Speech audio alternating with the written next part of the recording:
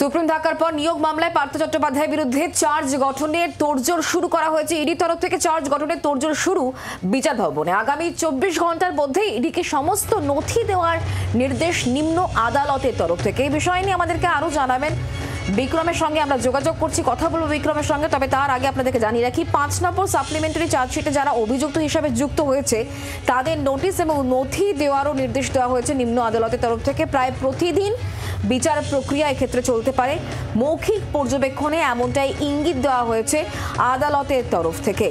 আগামী 24 ঘন্টার মধ্যে ইডিকে সমস্ত নথি দেওয়ার নির্দেশ দেওয়া হয়েছে নিম্ন আদালতের তরফ থেকে। বিক্রম রয়েছেন আমাদের সঙ্গে টেলিফোন লাইনে প্রতিনিধি। বিক্রম, এই বিষয় নিয়ে ঠিক কি জানা যাচ্ছে? দেখো, সুপ্রিম কোর্টে পার্থ চট্টোপাধ্যায়ের জামিনের নির্দেশের পরই নিয়োগ দুর্নীতির ইডির মামলায় চার্জ গঠনের তোড়জোড় শুরু করে দিল বিচার ভবন অর্থাৎ বিশেষ ইডি আদালত। আগামী 24 ঘন্টার মধ্যে সমস্ত নথি দেওয়ার নির্দেশ দেওয়া হয়েছে আদালতের তরফ থেকে এবং আগামী বুধবারের মধ্যে যাতে সাক্ষীদের তালিকা তৈরি করে এনফোর্সমেন্ট ডিরেক্টরেটের তরফ থেকে জমা দেওয়া হয় বা এজেন্সির তরফ থেকে জমা দেওয়া হয়, সেই নির্দেশটাও দেওয়া হয়।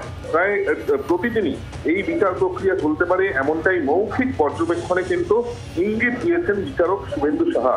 তার পাশাপাশি 5 নম্বর সাপ্লিমেন্টারি চার্জশিটে যারা অভিযুক্ত করা হয়েছে অর্থাৎ শেষ যে চার্জশিট দেওয়া হয়েছে এনফোর্সমেন্ট ডিরেক্টরেটের তরফ থেকে, তাদেরকেও কিন্তু এই নোটিশ সার্ভ করে নথি দেওয়ার নির্দেশ দেওয়া হয়েছে এমনটাই কিন্তু আমরা আদালত সূত্রে জানতে পারছি।